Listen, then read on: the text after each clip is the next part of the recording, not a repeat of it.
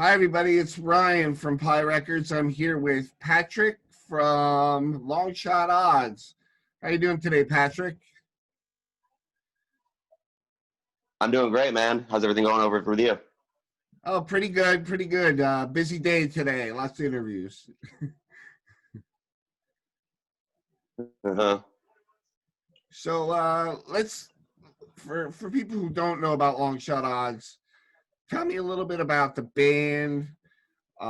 We know you're a punk rock band, but it's kind of hard to Yeah, pigeonhole you because you do a lot of different stuff within that genre.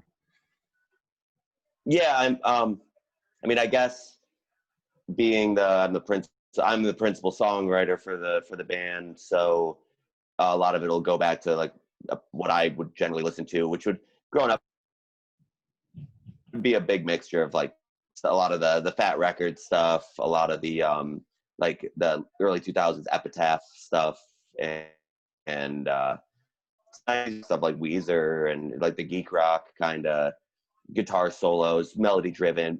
Ben Folds is a big high on my listen to list, so I try to keep it varied. And at the end of the day, we just like making music for for ourselves, so we have something that we want to listen to in our car, and if other people want to listen to it as well, that's great. So yeah. and, and it's really well done. It shows that you guys have a pretty good Thanks. knowledge of your instruments. Yeah, I think so. I mean, we're relatively, especially, I mean, myself, JJ and Kellen are both amazing musicians. They have to spend a lot of time translating the things that I tell them, um, which is, we've been playing long enough together now where we kind of know what he's gonna do. Even, we could screw up, and we all screw up together. And then we just try to get it back on track as quickly as possible. Make it look like, that's what we meant to do. Yeah. So tell me about your previous releases. You have something on the River Monster Records, Monster Comster, Blood and Asphalt, which is Yeah. a killer song. But you have an EP and an album Which out. version? What's that? Yeah, I said which version of Blood and Asphalt. So if you go to our Bandcamp, there's actually four things that have been released on our Bandcamp. If you go like our Spotify streaming, there's you're gonna find two. The four we did back in 2015 when we first, maybe it was 2016. I think it was 2015 when we first got together. We were just a trusty piece, me, JJ, and Corey. I was playing bass at the time. We went and recorded like a 5-song little demo called Game Over. It's got Blood and Asphalt. There's basically only one song on that we don't really play anymore. We've re-recorded most of the things on that at this point. And then we did our most. Then we back and recorded we got tracks, but we only ever used like 3 of them. And that was the Days of Our Strives EP, which was kind of a little bit of a little concepty. We kind of took these 3 songs or kind of worked together as a kind of 3 movements.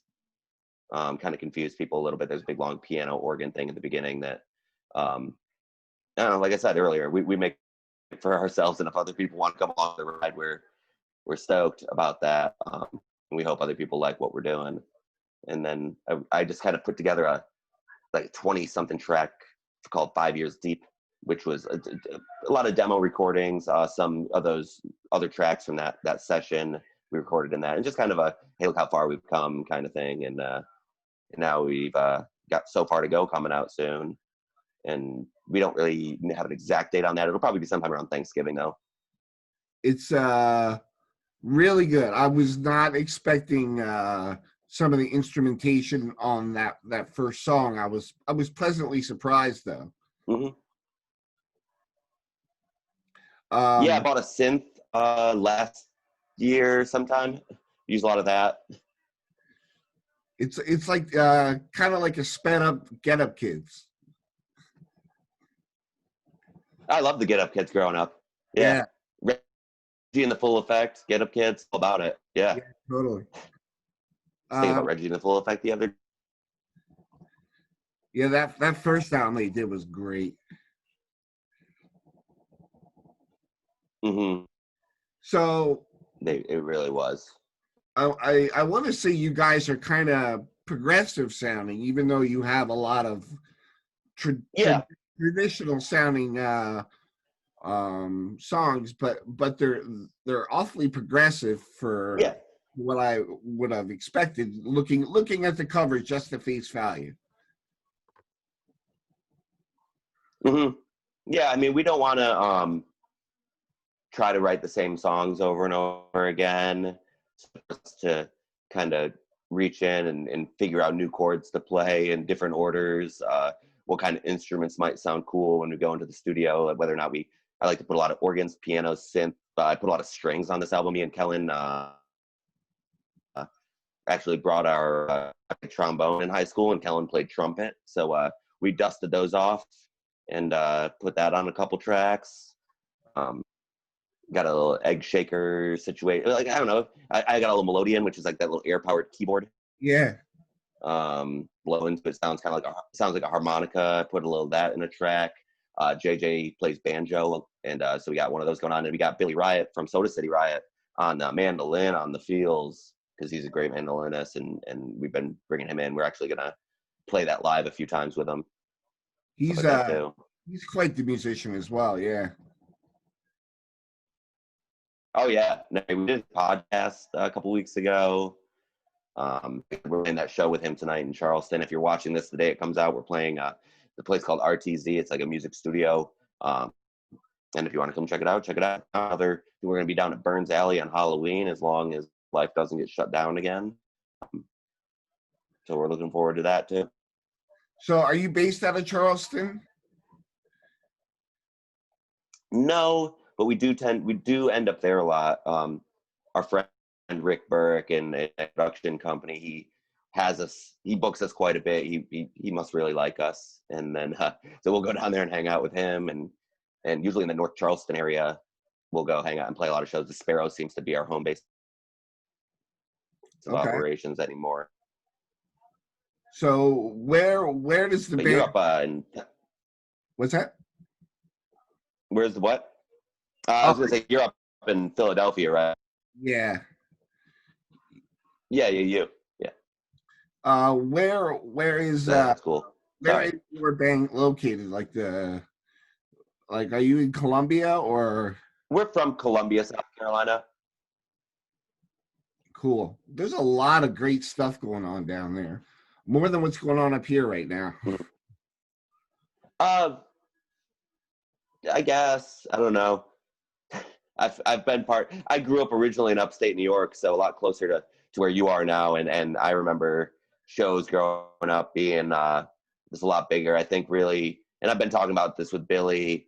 We kind of want to start once we kind of get back a little bit to what it was before. I think we're going to start for all ages shows, maybe get back to the VFW holidays, Legion shows, bingo halls, whatever we can have shows at. And we want to get some all age shows going, because it really just feels like we're living in an echo chamber with a bunch of other 35-year-olds and 40-year-olds Yeah. who's in punk rock. And I want to play with some high school kids. I want to go out there and because at the end of the day, and I don't hate anyone for it, because I do the same thing. I don't get in the pit anymore. I'm too old for that shit.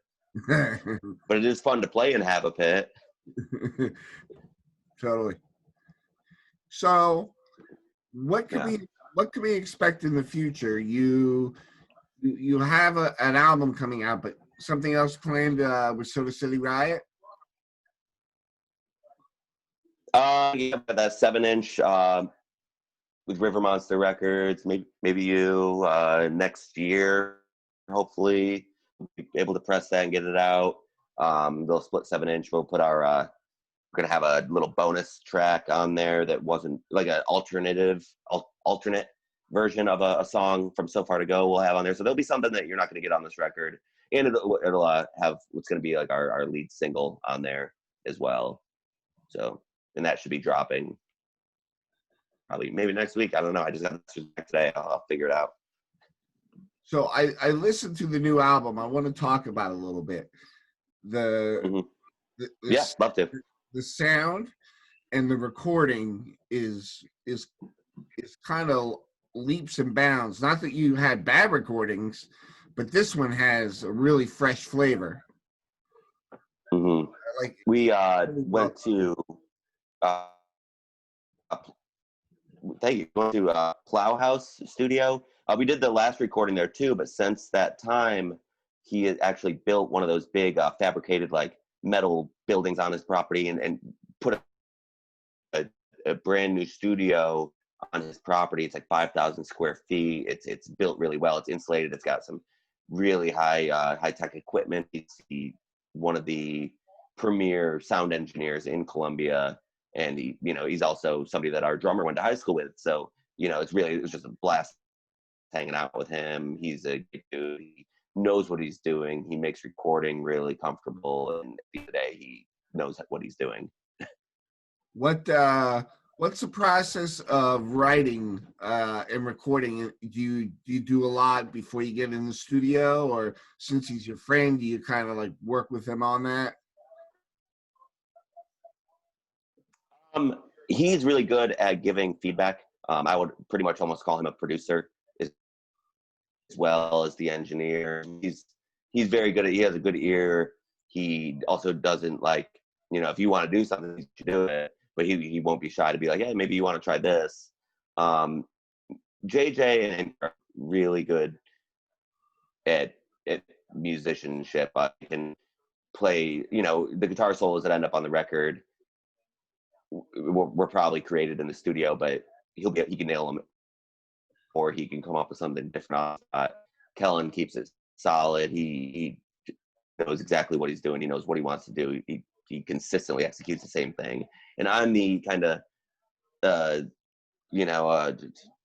dum-dum, for lack of a better term, when it comes to it. I don't know what I'm doing. So I know kind of what I'm doing. I play by ear. I don't know really what chord. I have to think too hard. If you like play a B flat chord, I have to like count fingers and toes and count keys. But if I hear, I can play it. I just don't know what it's called. So I have to have JJ translate everything. But when we go into the studio, a lot of the parts, especially with the keyboards, for me, I'm making up on the spot, and I have a general idea of what I want to do, since I do know the chords, since I wrote majority of the music in it, but other than that, I don't know what I'm doing. Keys. I like to do a lot of those swoops with the keyboard. Yeah. That's a lot of fun. You'll hear a lot of that. I did play guitar on this album. I think one pick slide I made it in. Really? The one thing I'm better at. Yeah, I got one pick slide. So you would never be able to tell. I mean, you guys are so tight and precise. The music brings me back to when I was in college, and that's what was kind of happening in college in the 90s. And it's very reminiscent of that. But like I said, you guys put like this progressive twist on it, and it makes it sound so fresh. You'd be hard pressed to find somebody that's doing what you're doing right now.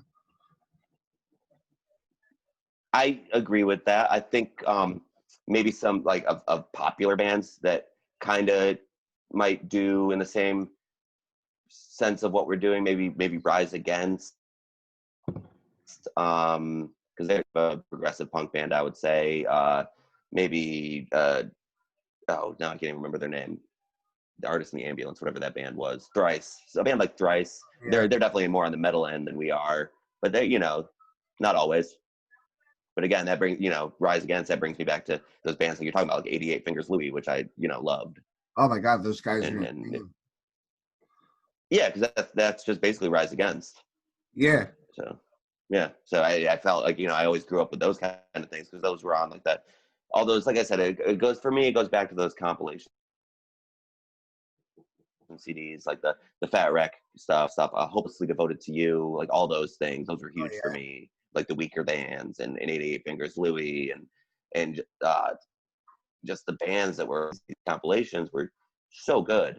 And you know, the Boots, all those back in the day. I mean, most of them turned to shit now, but they were good then. Yeah.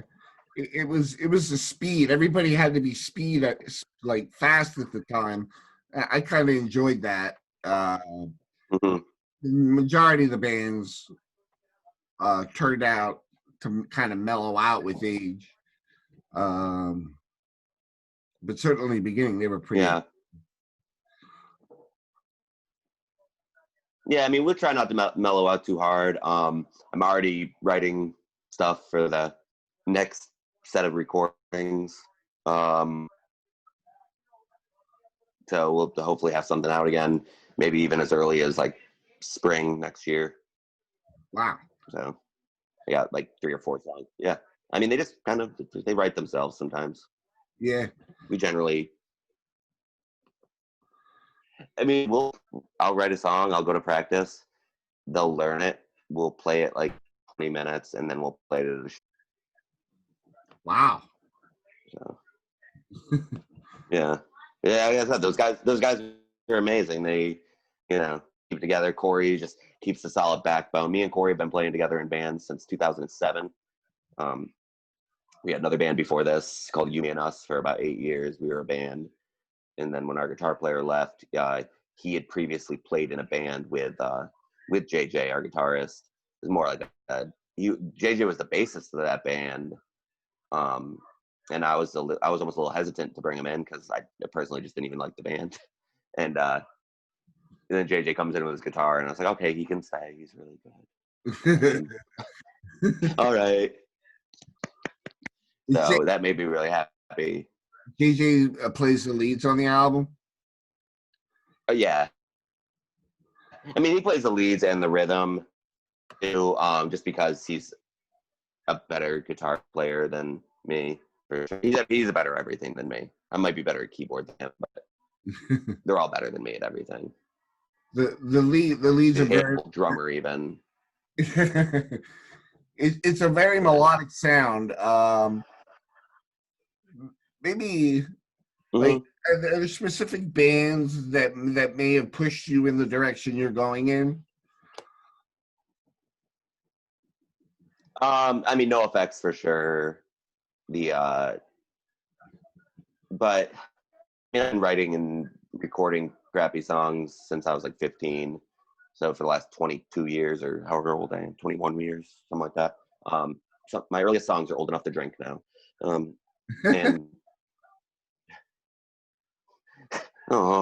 getting old. I don't know. I don't remember the question.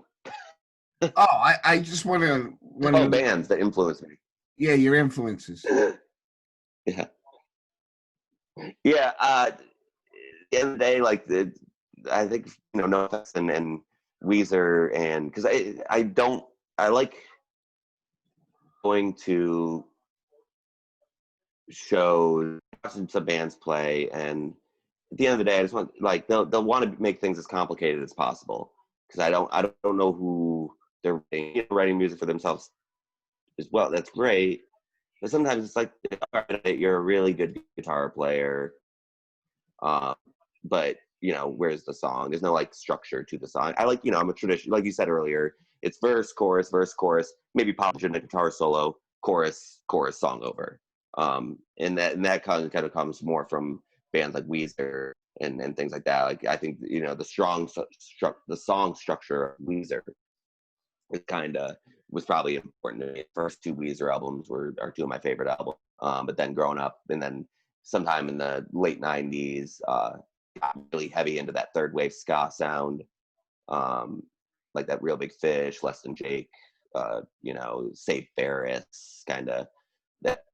Even the early Blink 182 and like that kind of like pop punk phase that you have when you're like 13, 14. Yeah. And so a lot of the bass lines and the rhythms will kind of fit in with that, but it'll be a faster metalish stance. And then after I kind of graduated from that is when I moved into Binghamton, New York, and I failed. Actually, I didn't fail something. I just had to go to summer school because the state lost my test, which is fun. And so I met the other summer school kids, and they happened to be in like punk rock and going to like these Legion Hut shows and stuff like that. So I started going to punk shows, like the classic all ages $5, 6 bands, none of them good, and you love it, and you just you're drinking 40s old Bush in the park lot, and going in and getting and those were great times. So in my mind, I've always just wanted to be the soundtrack to stuff like that. I miss those days big time. We played, my band, old band, played a lot of Yeah. yeah. No, yeah. I was gonna say, if you, I don't know, have you been in Pennsylvania the entire time, like your life for the most part? Or are you from around different places? I moved around a little bit, but I'm from near Allentown, Pennsylvania. Okay, yeah. So you're probably I'm familiar with Allentown. Is that near? There was a band in the late or early 2000s called from Pennsylvania that I loved. And yeah, fuck Package. I mean, Adam and his Package is probably relatively influential to the some of the melodies that I have. Wait, you kind of Some cut stuff. out there. Which band was that? I was talking about Adam and his Package, Oh yeah, Adam and his Atomic and Pack. Like that? yeah, the Package, and then there was another, and they were a small band, but it was called Wormbath, and they were from Pennsylvania as well. And their bass player was really influential to me, just because I was young and impressionable. He was a kind of older dude, but he rocked the bass. He made it not boring, and that's I always don't like that about a lot of punk bands. It's like the bass lines are really boring. They're just playing 3 notes for the entire song, and they're not walking around exploring the scale a little bit, having fun with it. They just look bored for the most part, or they just don't really, or they're kind of the Sid Vicious of the group, and it's like, oh, you can't play anything, but you look punk rock. Here's a bass. But that guy, he was there. I remember they were playing one of these Legion Hut shows, they're playing Crazy Train, a cover of Crazy Train, and he splits his thumb open and he's just bleeding all over the bass. And that moment for me was like huge. I was just like, oh yeah, that guy fucking rock and roll. Like, so you just got to keep going, like, no matter what. And that's part of it for me. And I just like to be that for somebody else. That's great, man. That's what it's about. It's about the community, and the punk rock is just all together in one room. When the stage is on the floor, Mm-hmm. it's like the best. Yeah, I mean, you don't need the best pay system. You don't need to have the most amount of talent. You gotta,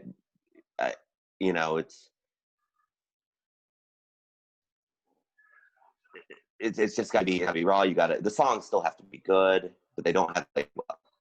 The song's gotta be good though. You can't throw the shitty song and just look the part and expect anyone to care. You gotta write something that sounds good, and and people can fill in the rest. You'll know a good song when you hear it. When somebody's taking time to write a song. Yeah. And that's what it's all about songs. So we're gonna wrap this up, but is there anything you wanted to mention or talk about before we wrap this up? I guess I'll just go ahead and plug the album stuff again. Like I said, we don't have an exact release date, but it'll be around Thanksgiving. I'm guessing at this point we're just finishing up artwork. If you go ahead and find us on Spotify or whatever streaming service that you might want to use, you go ahead and you'll get alerted when stuff new, and just go ahead and listen to stuff, because I want you to listen to stuff, and look for maybe next week us to drop a single, that first single next week maybe. Are you planning out and putting out any physical copies of the record?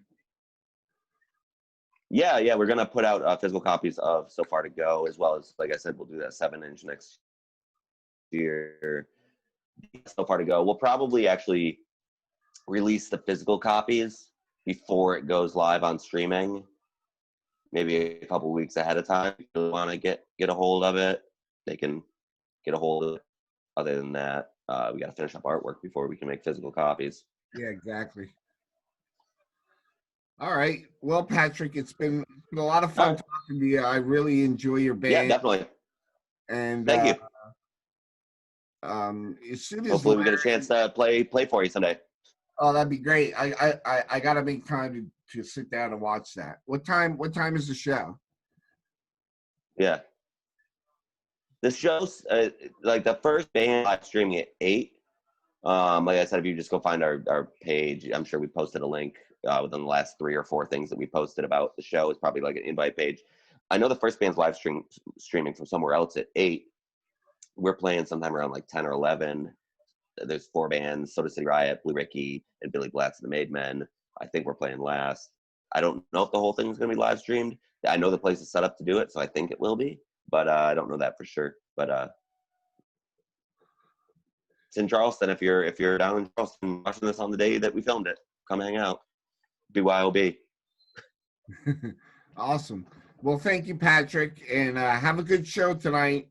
And tell everybody I say good luck and be safe. All right. Will do. Thanks a lot, man. Thanks for having me. No problem.